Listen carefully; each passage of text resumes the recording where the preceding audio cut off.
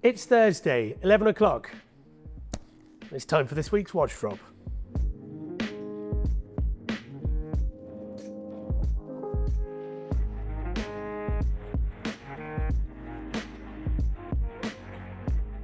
This week, the focus is the Chopard LUC Quattro, reference 1863. The stars have aligned, and this week we've got three just incredible examples of the first edition of that watch. In Watches and Wonders 2025, Chopard reintroduced the Chopard LUC Quattro for the Mark IV. Actually, it was an anniversary version for the 25th anniversary of that watch. It was one of the stars of the show, particularly in a platinum case with a light blue dial.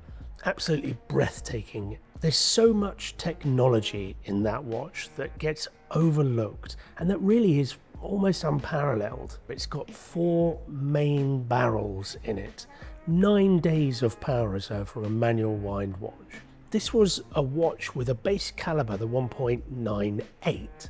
that was introduced 25 years ago with this watch, the Mark I. So I want to go back to the sort of origin story of this watch and talk to you about why these 3 examples are so special. So enough chat, let's jump into it. I want to start with the yellow gold silver dial. So this is the reference 1863 that was released in the year 2000, a couple of years after the release of the reference 1860. Chopard had gone to such lengths with the 1860 to make the perfect dress watch that almost it couldn't be improved on. But what they did with the Quattro was to change it to a manual wind watch with multiple days of power reserve in it. So the 1860 is an automatic with a micro rotor. This is a very different type of watch. On paper, it's a yellow gold dress watch. It's very slim.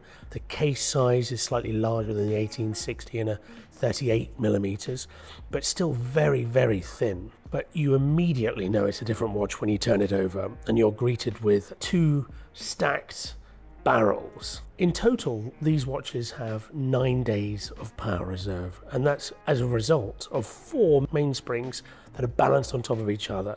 How they've managed to do that, plus stay COSC certified, plus give it finishing that awards it with a Geneva seal, plus making it a watch that is worth under £10,000 in the pre-owned market. I really don't quite understand how people have overlooked them. The dial is very similar to the 1860. It's created by Metalem, so that is a rose-lathed guilloche to the center of the dial, brushed sector to the indices around that, and the minute track again is a slightly different raised finish. The hands are beautifully polished, Dauphine hands, and you have a power reserve at 12, and you have a date and a small seconds at the 6 o'clock. It has such balance, such symmetry. I struggle to realize why this is such an overlooked watch. I've got an 18 centimeter wrist, and for me, it wears absolutely perfectly. It's so slender. It's still got the heft because you've got a precious metal case, but a very, very compact and dense movement in there. If you go looking for the Mark I, you'll often see this dial and case combination, but we've got 2 others that are far rarer in stock and cost a little bit more, but very, very hard to find. Next up, exactly the same reference. It's an 1863, but it has a white gold case and a beautifully sunburst blue dial. This is the watch that I would go for if I wanted something under the radar. It's not a look at me kind of yellow gold fest, but it is a very, very tasteful sector dial.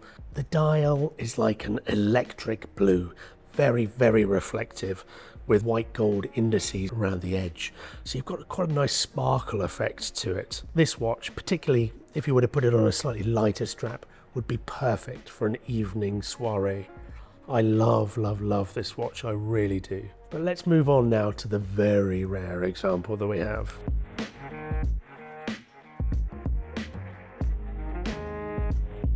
The final version of the Mark I 1863 is this yellow gold blue dial.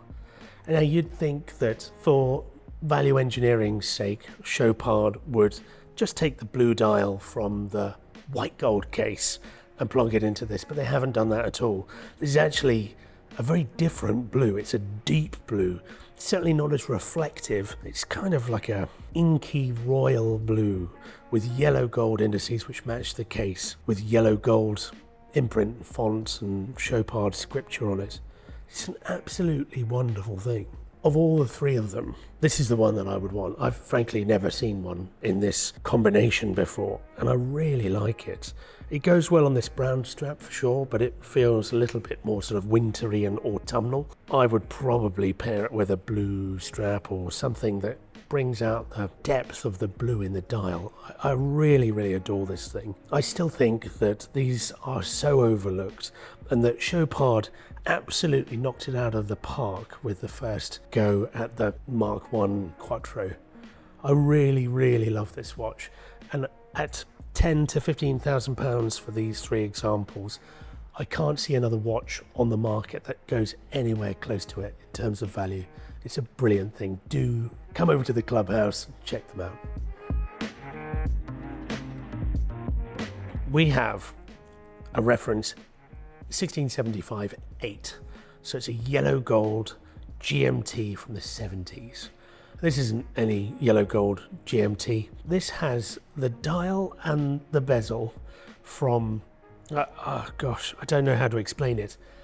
It's heaven sent, this combination. I don't know how it's become this way, but it's a sort of plum, cherry, chocolate arrangement. Not just that, but from factory, this came on a presidential bracelet, so not an oyster bracelet like you might see. I know these days people are sort of shying away from yellow gold, but wow, if that doesn't match my shirt, I don't know what does. It's absolutely phenomenal, this thing. It's a good reason why people choose vintage over new, because the new versions of the yellow gold GMT, they're all the same. They look exactly the same. They don't age. Rolex have gone to such lengths to make sure that the materials stay the same through the ages. But back in the 70s, it just wasn't the case.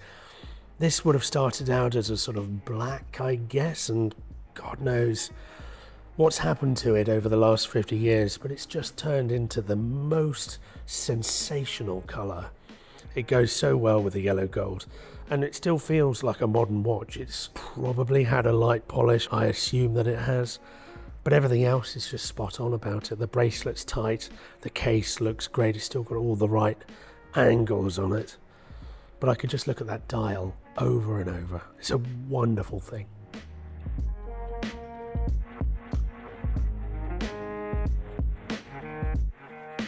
The last watch that I just have to talk about this week is the reference 96 from Patek Philippe. Why am I talking about it? Well, because I've got a rose gold and I've got a steel, and I don't have the yellow gold. And this one is talking to me because I just love it. I don't know what else you really need. If you had a one watch collection, there's such a convincing argument to say that it should be one of these. It was the first Calatrava. And in these days where people are looking for intricate, small, precious metal dress watches, why people aren't running with both of their hands open wide towards the reference 96, I don't understand. There's such value here, such history. It's an absolute icon. I look at this watch and it brings me peace. There's nearly 100 years have gone by since this watch was first created, but when you wear it, it feels so relevant today. This one's just in great condition. The dial is nearly flawless. Everything sparkles and catches the light in the right angles. I think if you were to put this watch on a slightly more contemporary suede style strap, it would just lift it into the current era. It's a wonderful thing. I adore it, and Heaven knows why I'm not buying it, but I've got two already, so I suppose that's a good enough excuse. I'm sure this won't hang around. It's so underappreciated, and I think that's probably the theme this week, is underappreciated icons. Another £1 million drop, and what a selection. I'm completely obsessed with three watches, so forgive me, I'm going to give you my three favourite, and it's the yellow gold blue dial LUC Quattro. There's 1675/8, the dial, the bezel, and the reference 96 from Patek.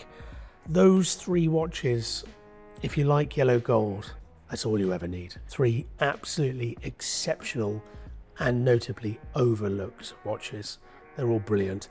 But please do hit the site, check everything else out. We've got crazy offshores and Royal Oaks and Santos. It's our usual eclectic mix, so please do hit the site and check them out. I'll see you next week.